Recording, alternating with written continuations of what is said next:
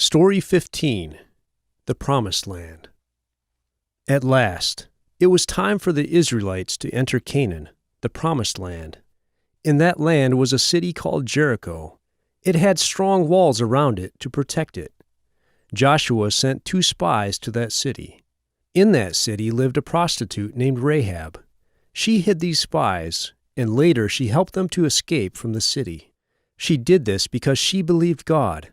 They promised to protect Rahab and her family when the Israelites would destroy Jericho.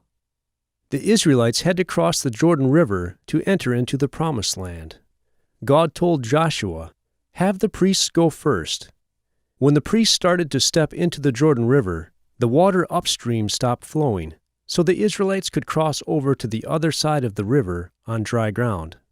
After the people crossed the Jordan River, God told Joshua to get ready to attack the city of Jericho, even though it was very strong.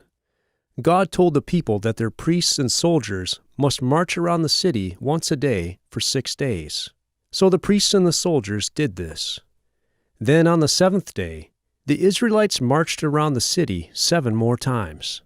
After they had marched around the city for the 7th time, the priests blew their trumpets, and the soldiers shouted. Then the walls around Jericho fell down. The Israelites destroyed everything in the city as God had commanded. They only spared Rahab and her family, who became part of the Israelites. When the other people living in Canaan heard that the Israelites had destroyed Jericho, they were terrified that the Israelites would attack them also. God had commanded the Israelites not to make a peace treaty with any of the people groups in Canaan.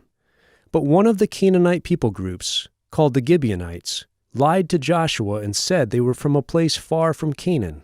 They asked Joshua to make a peace treaty with them. Joshua and the other leaders of the Israelites did not ask God what they should do. Instead, they made a peace treaty with the Gibeonites. 3 days later, the Israelites found out that the Gibeonites really did live in Canaan. They were angry because the Gibeonites had deceived them. But they kept the peace treaty they had made with them because it was a promise before God.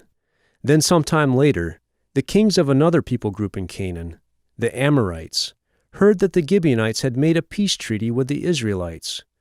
So they combined their armies into one large army and attacked Gibeon. The Gibeonites sent a message to Joshua asking for help. So Joshua gathered the Israelite army, and they marched all night to reach the Gibeonites. In the early morning, they surprised the Amorite armies and attacked them. God fought for Israel that day. He caused the Amorites to be confused, and he sent large hailstones that killed many of the Amorites. God also caused the sun to stay in one place in the sky so that Israel would have enough time to completely defeat the Amorites. On that day, God won a great victory for Israel. After God defeated those armies, many of the other Canaanite people groups gathered together to attack Israel. Joshua and the Israelites attacked and destroyed them. After these battles, God gave each tribe of Israel its own section of the Promised Land.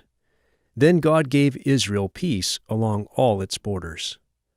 When Joshua was an old man, he called all the people of Israel together. Then Joshua reminded the people that they had promised to obey the covenant that God had made with the Israelites at Mount Sinai. The people promised to be faithful to God and obey his laws.